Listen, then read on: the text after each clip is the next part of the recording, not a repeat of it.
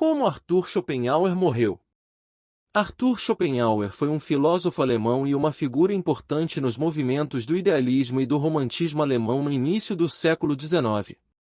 Schopenhauer nasceu em 22 de fevereiro de 1788 em Danzig. Seu pai era Heinrich Floris Schopenhauer, um comerciante de sucesso.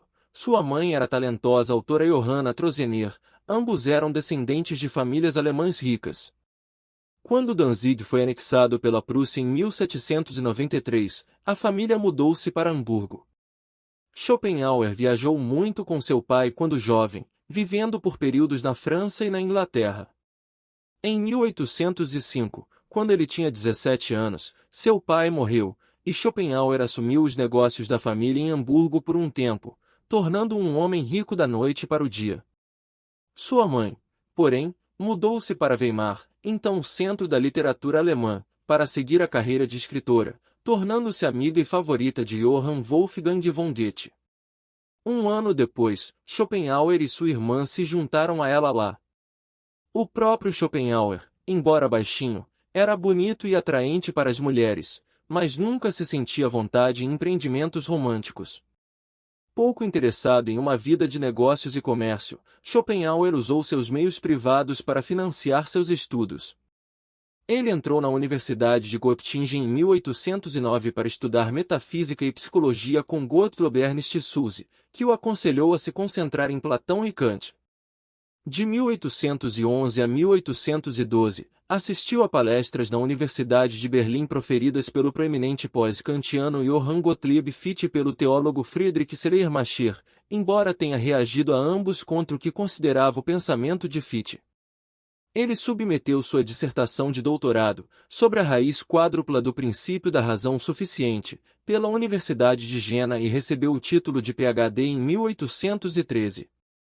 De 1814 a 1818, ele trabalhou em sua obra seminal O Mundo como Vontade e Representação e a publicou no ano seguinte. Em 1820, Schopenhauer tornou-se professor da Universidade de Berlim e começou sua longa oposição ao colega professor Hegel. Ele elaborou um plano malfadado para agendar suas próprias palestras para coincidir com Hegel em uma tentativa frustrada de atrair o apoio estudantil. Após o fracasso desse plano, ele abandonou a academia e nunca mais lecionou em uma universidade. Em 1821, ele se apaixonou por uma cantora de ópera de 19 anos, Caroline Richter, e teve um relacionamento com ela por vários anos. Apesar da insistência de Caroline, porém, ele nunca planejou se casar, alegando que casar significa reduzir pela metade os direitos e dobrar os deveres.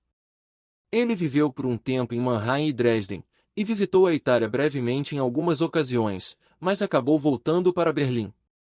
Em 1831, aos 43 anos, ele voltou a se interessar por uma mulher mais jovem, Flora Weiss, de 17 anos, que o rejeitou. Após a eclosão de uma epidemia de cólera em Berlim em 1831, Schopenhauer e Hegel se mudaram. Hegel retornou prematuramente a Berlim, pegou a infecção e morreu, mas Schopenhauer se estabeleceu definitivamente em Frankfurt em 1833. Ele permaneceu lá pelos próximos 27 anos até sua morte, vivendo sozinho, com uma estrita rotina diária.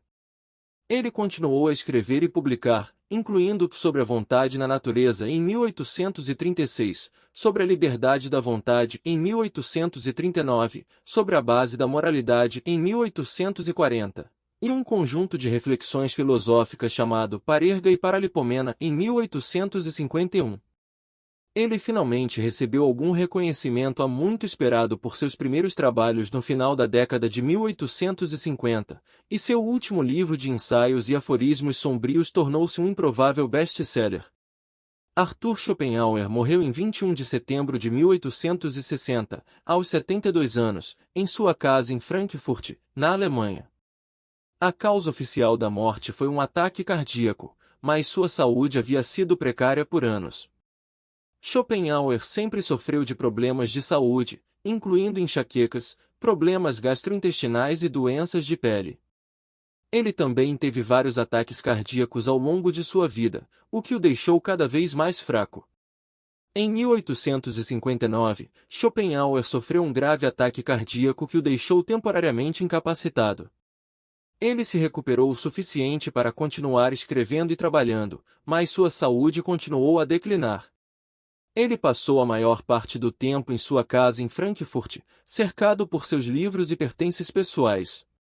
No ano seguinte, Schopenhauer sofreu outro ataque cardíaco, desta vez fatal.